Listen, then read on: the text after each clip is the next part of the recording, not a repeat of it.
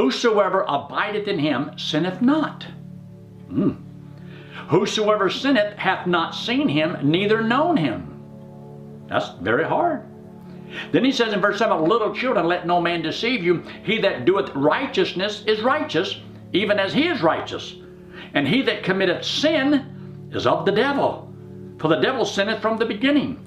For this purpose the Son of God was manifested, that he might destroy the works of the devil.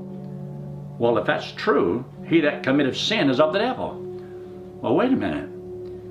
After you trusted Christ as your Savior, do you still sin? Are you of the devil?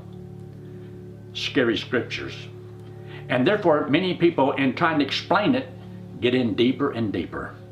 Now, he also says in verse 9, he makes this statement, whosoever is born of God doth not commit sin. And he gives you the reason. For his seed remaineth in him, and he cannot sin, because he's born of God.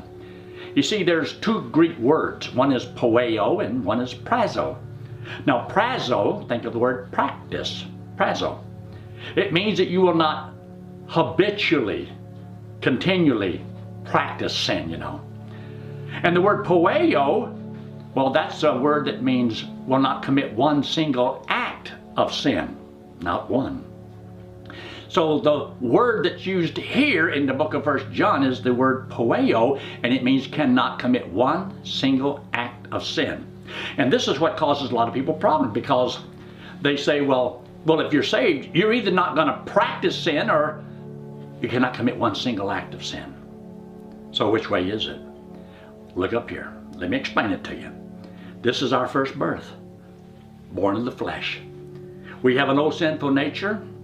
And not only do we practice sin, we have become very good at it. This is the flesh. When you trusted Christ as your Savior, it gave you a new birth.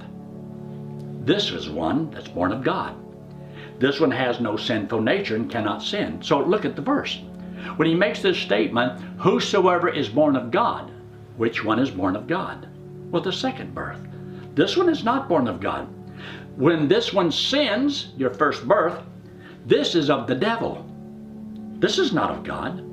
So you trust Christ as Savior, he gave you a new birth, but he didn't take this one away. So whosoever is born of God doth not commit sin, for his seed remaineth in him, and he cannot sin. The new birth cannot commit one single act of sin. And because it can't sin, it cannot die. And because it cannot die, you become a child of God for all eternity. That's what separates these two births. So when you were born into the world, sinful nature, it's gonna die. But your new birth will never die.